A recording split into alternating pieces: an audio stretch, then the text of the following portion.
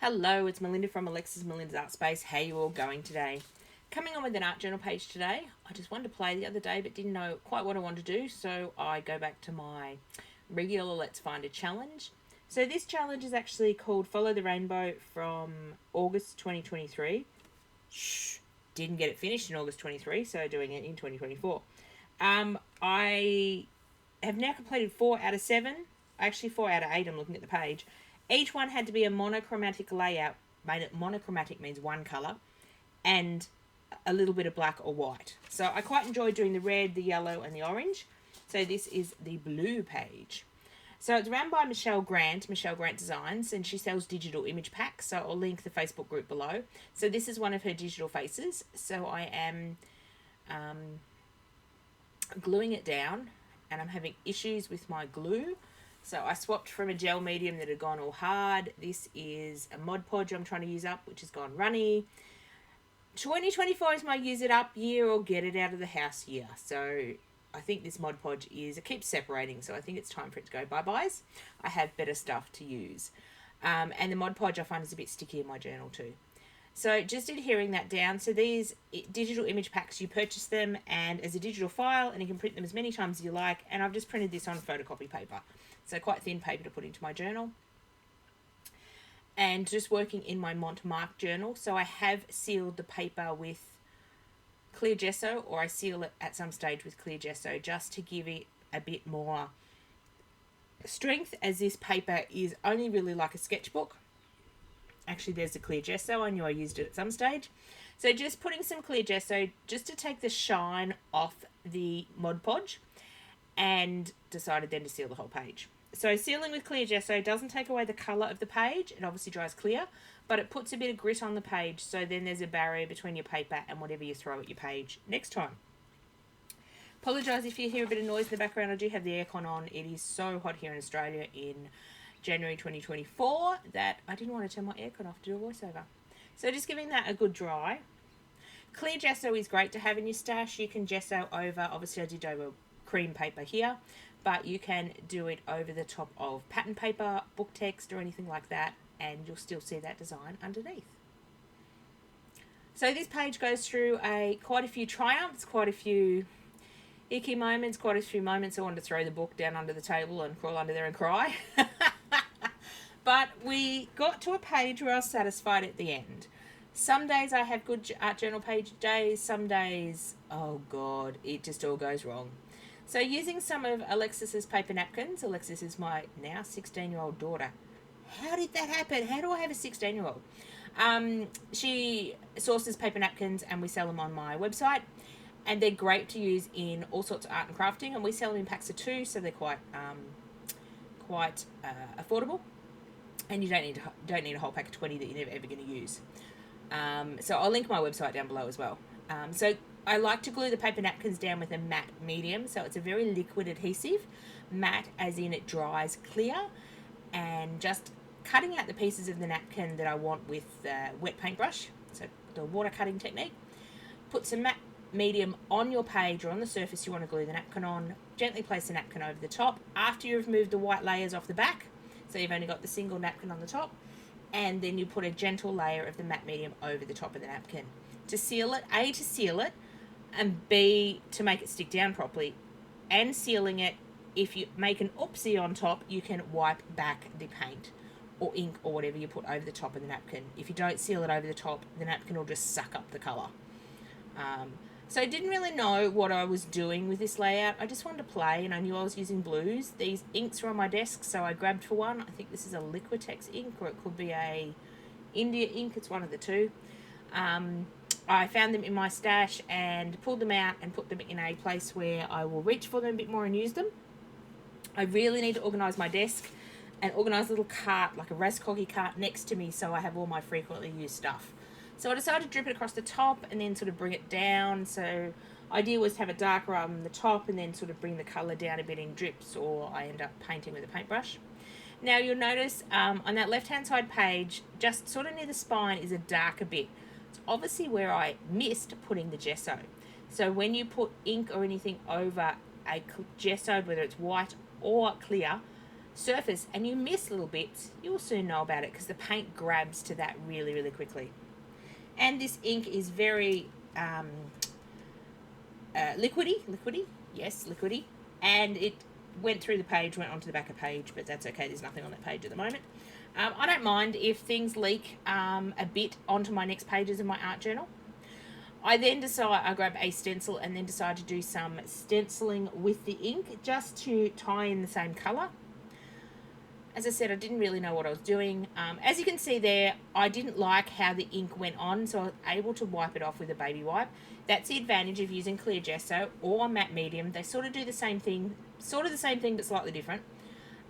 You can wipe off before things dry if you make a whoopsie or an oopsie, which I make a lot in my art journal.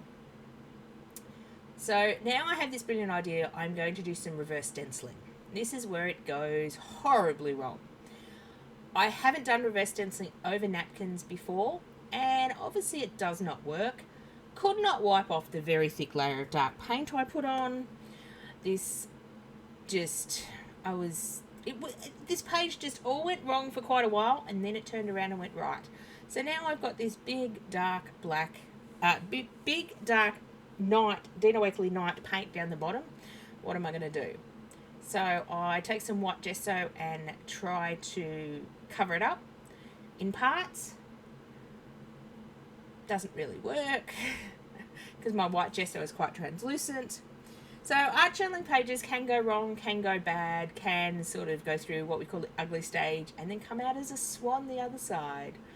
So this page was definitely that. But if you come across and your art journaling page is doing that, just go with it. Just keep adding layers. Just keep changing something until you like what you get. And I love this page. It's one of my favourite pages that I've done in quite a while. It seemed to all come together at the end. So I'm drying everything off, thinking about what I'm doing. I grab the white gesso out again and add a bit more, trying to soften that dark, the dark paint I had on the page. And it sort of goes a mauvey colour, so we're going to call that blue as well. It started out as blue. So I did use all blue on this page, even though it looks a bit mauvey coloured and purpley coloured. So that softens it a bit. So I'm going, yeah, okay, we're getting there. Now what? Now I decide to define her neck and shoulders a bit more because I don't like floating heads. So we had to bring back her neck and shoulders. So just sort of outlining it with a paint pen, and then I'm painting in more white gesso because I wanted to stick a napkin back over that area because I lost the napkin. It's under several layers of paint. So just adding the white gesso. It didn't bring it back to crisp white. It sort of brought it to a mauvey colour because Dina Wakley night paint seems to seep through all of my gessos, but that's okay. It worked in the end. And I purposely put this girl on the right-hand side of the page, looking to the left because that is the way she's looking. She's looking into the centre of the book.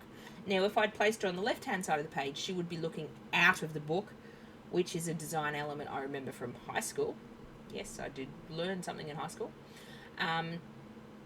So here I'm using the water cutting technique just to roughly cut around. I can see through the napkin where the shoulders and neck are. So this is like her dress, and then her dress goes up to like her neck, like a turtleneck sort of, maybe, I don't know. So just using the water cutting technique to sort of roughly cut the area that I want. The great thing about napkins is when this particular napkin is blue on white, so anything white on a napkin will disappear when you glue it down. So you can overlap bits, and you can see me filling in a couple of little bits where I missed, and you don't see it unless you get really close to the page. So don't get really close to the monitor and have a look. Take my word for it. But that's why I love napkins, because you can just layer them up and they just melt into each other, and there's so many fun designs. Each and every time we go out, it's sort of, Mum, we don't have this napkin. I think we have about 800 on the site at the moment, but they are lots of fun. I'm hoping to use them more and more. These special blue ones, there's about 5 or 6 that are just in the blue tones, and they're just beautiful. With the flowers, I use one on this page. They were hanging around my desk from another project. I didn't quite use them. I changed the project idea half the way through. So I'm liking this a lot better, but she's still sort of getting lost down the bottom. There still is darkness behind her. So I decide to add more dark. Why not? And sort of have it exploding out from behind her. So it's quite dark right next to it, and then I sort of feather my brush out so it's not so solidy dark, and I don't want it to, the whole page to be dark, if that makes sense.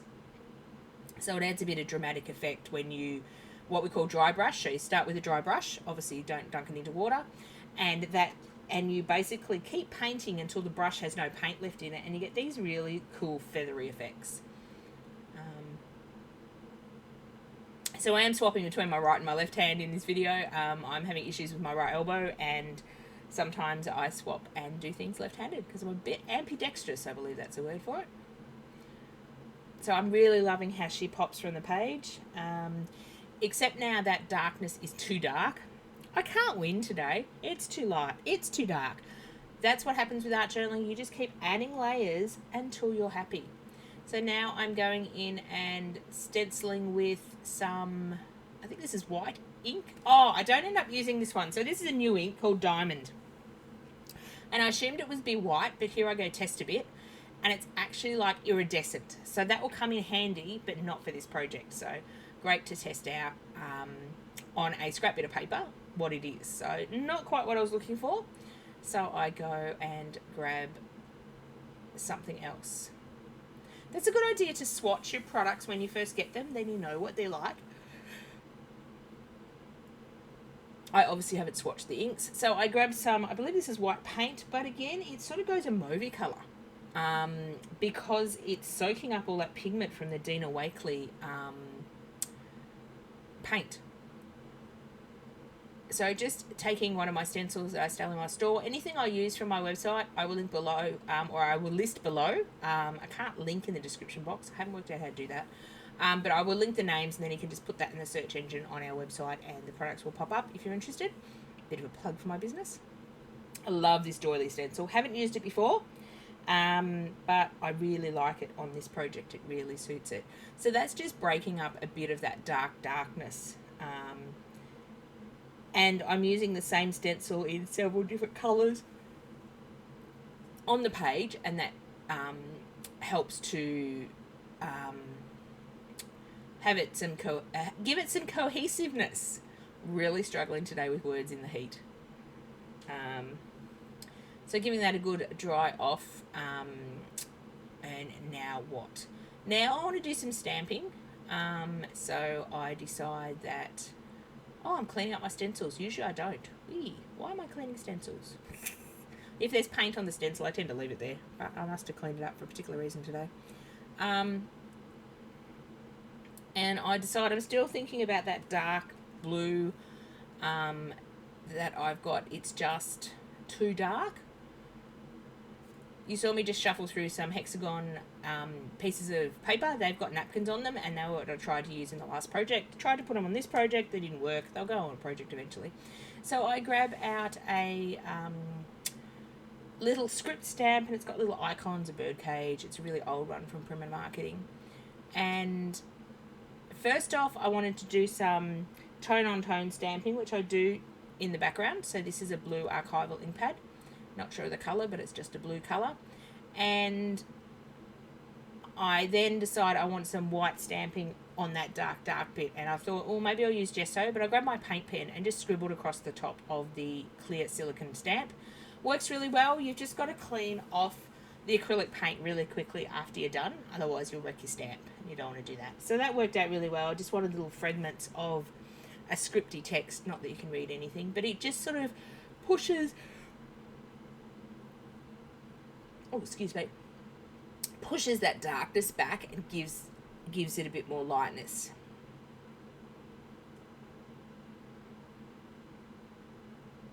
So I'm just defining her face a bit with some black paint pen and smudging it. I keep my black and my white paint pens in these little pouches I got from Daiso, and when I'm finished with the pen, it goes back in the pouch.